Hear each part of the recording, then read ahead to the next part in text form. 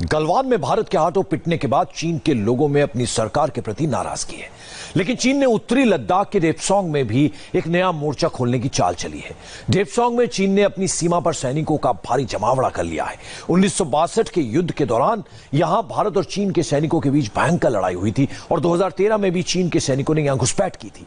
यह वही इलाका है जहां से कभी चीन का सिल्क रूट गुजरता था और उसके नए सिल्क रूट बीआरटी का एक हिस्सा यानी सीपैक इसके पास से ही जाता है। यह जगह एक ट्राई जंक्शन है जहां चीन की गर्दन फंसी हुई है।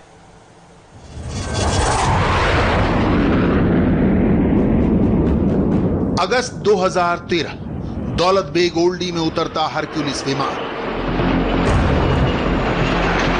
पिछले 7 साल से हिंदुस्तान का यह शक्ति प्रदर्शन चीन की आंखों में चुभ रहा है। तब दुनिया के सबसे भारी सैन्य मालवाहक विमान ने इतनी ऊंची हवाई पट्टी पर कदम रखे थे। हिमालय की चोटियों के बीच भारत की इस जांबाजी ने चीन को हिलाकर रख दिया था। एक बार फिर ये विमान लद्दाख के आसमान पर छाए हुए हैं।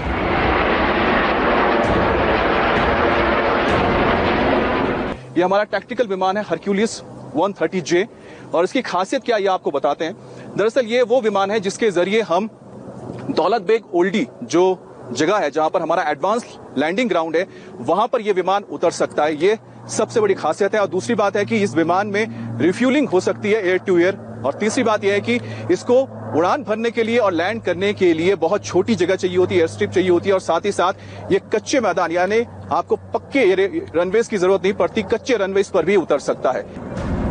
इन विमानों की गरज से घबराए चीन ने चल दी है एक और नापाक चाल। उसने लद्दाख में वास्तविक नियंत्रण रेखा पर नया मोर्चा खोलने का दांव चल दिया है। चीन की मोर्चाबंदी का यह नया इलाका है डेप्सांग का मैदान। डेप्सांग का मैदान चीन के कब्जे वाले अक्साई चिन इलाके के बेहद करीब है और यह भारत की सबसे ऊंची हवाई पट्टी दौलत बेग ओल्डी से भी बेहद करीब है। एलएसी से पीछे हटने के अपने वादे से चीन मुकरता नजर आ रहा है। खबर है कि गलवान के बाद चीन ने डेप्सांग के मैदान में अपने सेना की तादाद बढ़ा दी है। चीन की नजर अगर डेप्सांग के मैदान पर है तो यह भारत के लिए बहुत बड़ा खतरा है, क्योंकि डेप्सांग के मैदान में ही दौलत बेग ओल्डी है जो दुनिया की सबसे ऊंची हवाई पट्टी है और भारत के लिए सामरिक रूप से बहुत ही महत्वपूर्ण जगह है। बताया जा रहा है कि चीन ने डेप्सांग के मैदान में अपने सैनिकों की तादाद 30% तक बढ़ा दी है। यूं तो लद्दाख में लगभग पूरी नियंत्रण रेखा पर चीन ने अपने सैनिकों की संख्या बढ़ा दी है। इस नक्शे में जो लाल निशान है वहां पर इस वक्त चीन के सैनिक तैनात हैं। इनमें 2 ठिकाने भारत के लिहाज से बेहद महत्वपूर्ण हैं। पहला तो डेप्सांग का मैदान और दूसरा है दौलत बेग ओल्डी के पास स्थित त्वे और पीयूई के मोर्चे। भारत के लिए डेप्सांग मैदान की बहुत अहमियत है। इसी इलाके से वो महत्वपूर्ण सड़क गुजरती है जो दौलत बेग ओल्डी, श्योक और दबरोक को आपस में जोड़ते हुए गलवान तक जाती है। चीन के डेप्सांग के पास नियंत्रण रेखा पर अपने सैनिकों की तादाद बढ़ाने से भारत की चिंता बढ़ गई है। ये वही इलाका है जो भारत और चीन के बीच पहले भी फ्लैश पॉइंट बन चुका है। डेप्सांग के मैदान में इससे पहले भी भारतीय और चीनी सेना आमने सामने आ चुके हैं। 7 साल पहले इस इलाके में चीनी सेना ने भारतीय सीमा में घुसने की कोशिश की थी, लेकिन भारतीय सैनिकों ने उन्हें रोक दिया था। 2013 में डेप्सांग के राकी नाला और जीवन नाला के मोर्चों पर भारतीय सेना और चीनी सेना आमने सामने आ गई थी, लेकिन लंबी बातचीत के बाद दोनों सेना पीछे हट गई।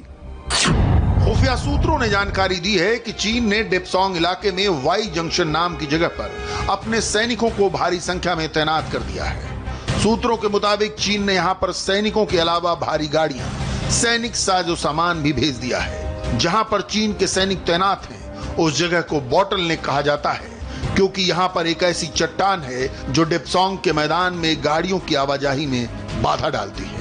अप्रैल 2013 में चीन के सैनिकों ने यहां अपने टेंट लगा दिए थे और करीब 3 हफ्ते बाद भारत के दबाव में पीछे हटे थे। 2013 के मुकाबले इस बार चीन के इरादे ज्यादा खतरनाक नजर आ रहे हैं। डेप्सांग के मैदान में अपनी सेना की तादाद बढ़ाकर चीन अपने 2 मकसद पूरा करना चाहता है।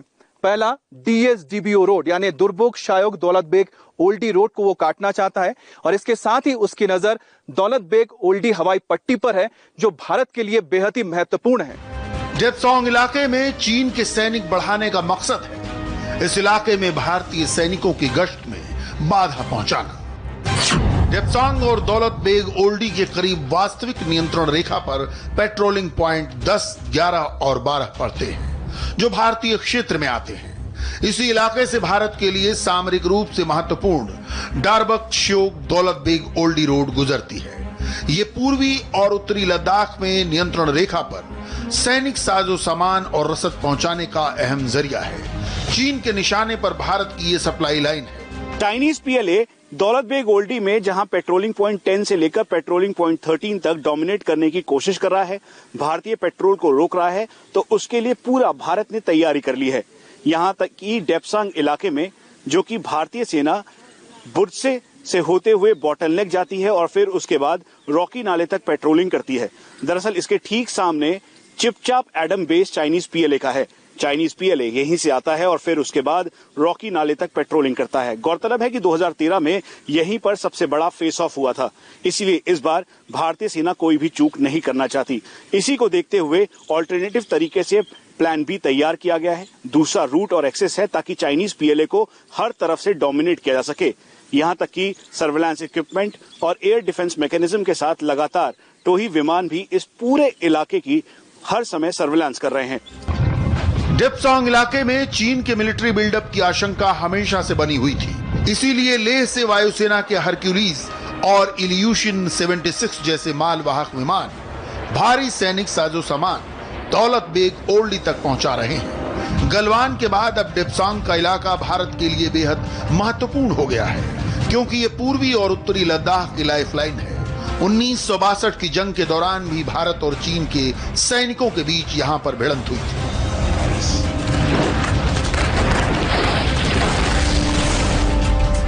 1962 में चीन के साथ युद्ध के दौरान यहां तक पहुंचने का कोई साधन नहीं था।